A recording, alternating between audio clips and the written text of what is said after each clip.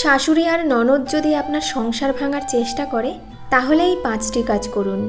একটা মেয়ে যখন বিয়ে করে নতুন একটা ঘরে আসে, সে শুধু একটা নতুন নাম নেয় না, সে নেয় এক নতুন পরিচয়, নতুন দায়িত্ব, এক অজানা ভবিষ্যতের দিকে হাঁটা শুরু করে।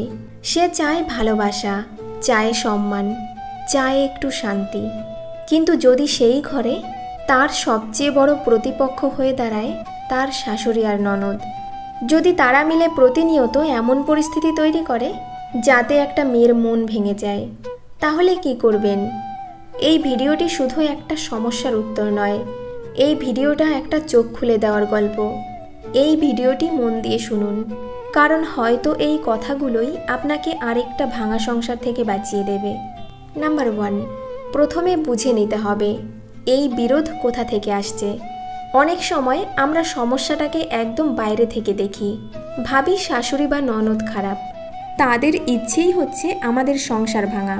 কিন্তু একটু গভীরে ভাবুন, তারা কেন এমন করছেন? অনেক সময় শাশুড়ি মনে করেন তার ছেলে বিয়ের পর বদলে গেছে, এখন সে তার কথা না শুনে স্ত্রীর কথা শোনে। ননদ ভাবতে পারে এই মেয়েটা এসে আমার ভাইকে দূরে সরিয়ে দিয়েছে। এই চিন্তা থেকেই শুরু হয় ঈর্ষা, সন্দেহ আর অপমান। তাই আপনাকেই বুঝে নিতে হবে, এটা কেবল আপনাকে হেয় করার জন্য, নাকি ভিতরে কোনো অসমাপ্ত দুঃখ বা ভুল বোঝাবুঝি আছে। একটা কথা মনে রাখবেন, চোখে চোখ রেখে লড়লে কেউ জিতবে না, কিন্তু চোখের জল দিয়ে বোঝালে অনেক কিছু বদলে যেতে পারে। নাম্বার 2, স্বামীর সাথে মনের কথা বলুন, কিন্তু অভিযোগের ভাষায় নয়।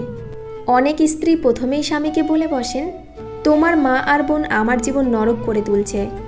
এই কথাটা একজন ছেলের কাছে খুব কঠিন শোনায়, কারণ তার মা আর বোন তার শিকড়। আপনি যদি সরাসরি এইভাবে বলেন, সে হয় আপনার কথা শুনবে না, না হয় ভেতরে ভেতরে আপনাকে দোষ দিতে শুরু করবে।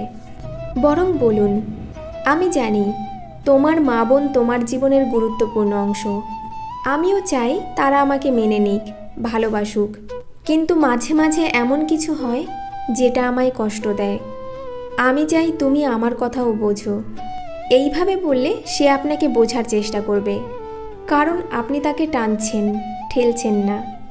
নাম্বার 3, নিজের সীমারেখা নির্ধারণ করুন, কিন্তু মর্যাদা বজায় রেখে। শাশুড়ি হোক বা ননদ, আপনি যতই ভালো ব্যবহার করুন, কেউ কেউ আপনার নম্রতাকে দুর্বলতা ভাবতে পারে। তাই মনে রাখবেন, আপনি নম্র হবেন, কিন্তু নিজের সীমা ছাড়বেন না।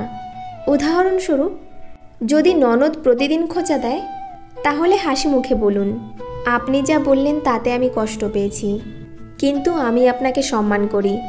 আপনি আমার স্বামীর বোন, আমার জন্য আপনি পরিবারের একজন। দয়া করে আমিও যেন পরিবারের একজন হতে পারি, এই জায়গাটা দিন। এই ধরনের আচরণ মানুষকে চমকে দেয় আর তার নিজেকে ভেবে দেখতে বাধ্য করে। নাম্বার 4, আচরণ দিয়ে প্রমাণ দিন কে ভালো। একটা কথা আছে, প্রমাণ করতে গেলে আপনি হেরে যান, কিন্তু আচরণ দিয়ে জবাব দিলে আপনি জিতে যান। শাশুড়ি বা ননদ যদি বারবার আপনাকে ছোট করার চেষ্টা করে, আপনার চরিত্র নিয়ে কথা তোলে, তাহলে শান্ত থাকুন।